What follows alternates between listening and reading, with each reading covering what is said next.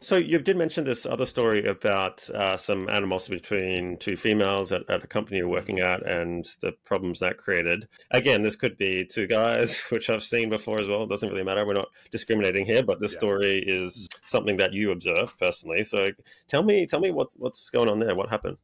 This particular story comes from observing the trends and what's driving the trends, right?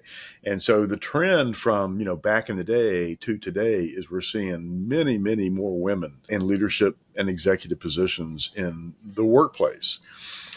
And what some of them, I'm not going to do a broad brush painting of everybody, but what some of them seem to have brought into the workplace is the same dynamic in high school. I have a daughter. I raised a daughter, and what the girls said to each other and did to each other in high school was appalling to me.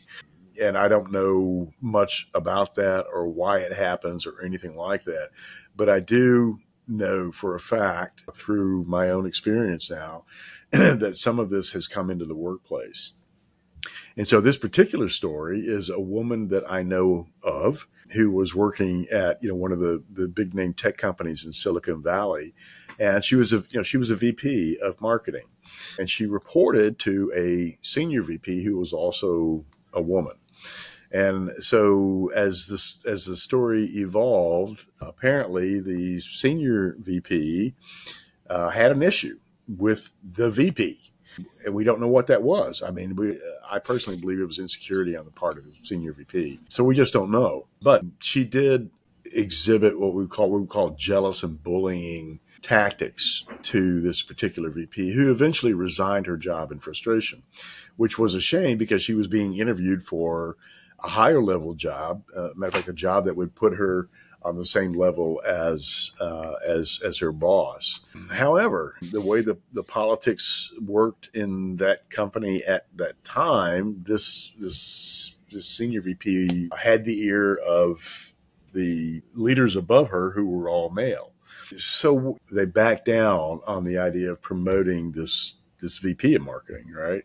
And so the VP of marketing, she read the writing on the wall, and she simply resigned that position, which is a shame because this big name tech company lost a humongous talent in that. And there was, it was certainly not necessarily, it was certainly uncalled for.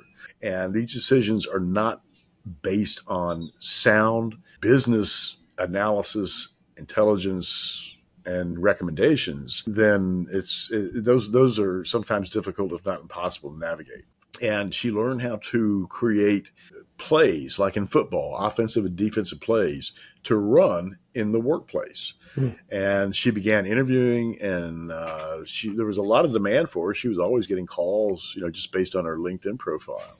There was a lot of demand for her, and she eventually accepted a job so much better than the one that she had at the big name tech company. And this new job was also for a sizable technology consulting company. And she would now be working, reporting directly to the CEO. Defensive plays are extremely important when somebody is jumping on you for no apparent reason. I mean, you've got to stand up for yourself. You just absolutely have to stand up for yourself. But we do get some of these instances where women will bring that whole high school dynamic into the workplace, and it can be extraordinarily hurtful.